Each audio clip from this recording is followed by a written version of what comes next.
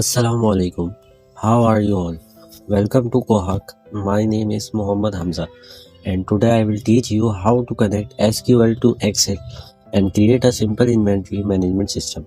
We will also see how to automate it so that when we insert data into SQL, it updates in Excel, and when we insert data into Excel, it updates SQL also.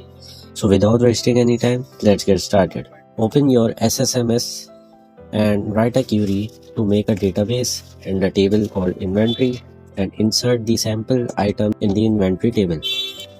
So here I've already written a query. Here I've created a database called inventory management. I have used inventory management. Now I have created table inventory and insert all the data into inventory. So now I will execute the query and you can see here are the results. Here all the items are being inserted. Step number 2. Now we have to install the driver from the official Microsoft website. The ODBC driver helps us to connect SQL to any other platform. Here are the links for drivers. You have to install accordingly to your system requirements. My system requirement has x64 architecture. I've already downloaded the ODBC driver, so I will not download it again. Step number 3. Now we have to create a DSN, data source name. It helps us to connect our SQL to another interface. For to create a DSN, on the search bar, search for ODBC data sources 64-bit. Now click on it and click on System DSN tab. Click on Add. Now click on SQL Server, finish. We can name it anything else, inventory like inventory DSN, and we will give a server name. Now for server name, open your SSMS, click on connect. On the connect, here is your server name. Now copy this server name, paste it on ODBC server name. After that, click on next, and tick on the change the default database to. Select your database inventory management that you have created. Click on next and next, finish. Now test the data source, test completed successfully. Okay, we have finally created our DSN name called inventory DSN. Step number 4. Now we will connect MS Access to SQL. So for that, we will open our Access and click on blank database. We will create a blank database. After that, click on external data tab. Click on new data source from other sources from ODB database.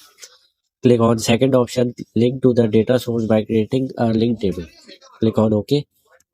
Now, before we have created a DSN name, for that we have to go to machine data source, click on inventory DSN, click on OK. Here is your tables called inventory. Click on inventory table, click on OK, and finally your table is successfully connected to SQL.